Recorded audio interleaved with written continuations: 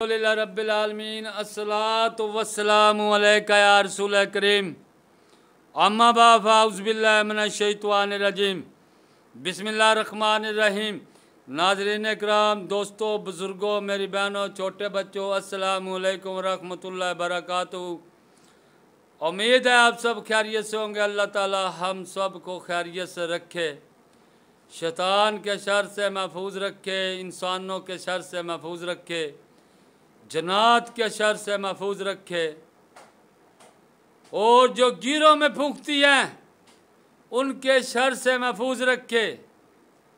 अल्लाह ताला हम सब का खात्मा ईमान पर फरमाए और अल्लाह ताला हम सब को अपने हिफ्ज़ ईमान में रखे।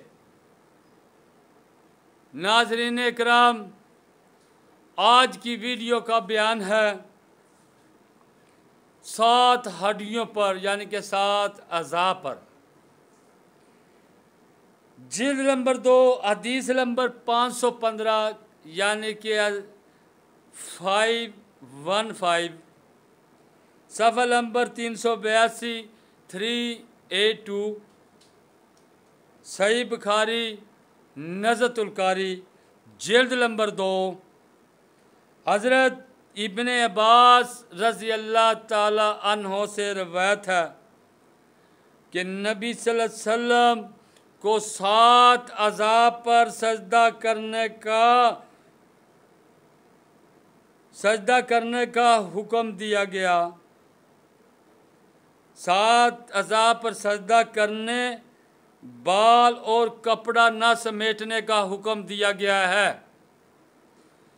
यानी कि जब आप, हदीस का मफ़हूम, जब आप सजदे की हालत में हों तो 7 अज़ा का मतलब 7 हड्डियों का लगना ज़रूरी है। नंबर 1, दोनों पाँव ज़मीन के साथ लगे हों। नंबर 2, दोनों हाथ, दोनों घुटने, यानी कि दोनों पाँव, दोनों घुटने, ये जो आप गोड्डा कहते हैं, दोनों घुटने, दोनों हाथ और पेशानी, नाक समेत पेशानी, नाक और पेशानी का लगना, ये 7 हड्डियों, 7 अज़ा का लगना ज़रूरी है। अगर इनमें से एक अज़ा भी आपने ऊपर उठाया होगा तो आपकी नमाज नहीं होगी सजदे की हालत में।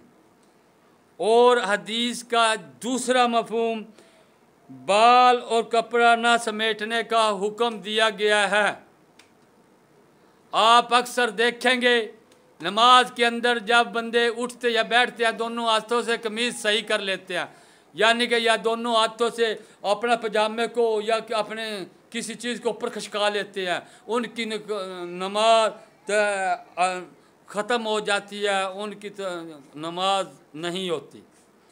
क्योंकि यानी बालों या कपड़ों को गैर मुतताद तरीके से समेटना, मसलन बालों को जूड़ा बांधना या इनको समेट कर अम्मामा के अंदर कर लेना, आस्तीनें चढ़ा लेना, यानी कि दोनों हाथ इस्तेमाल कर लेना, नमाज नहीं होगी। अस्सलामु अलैकुम रहमतुल्लाह।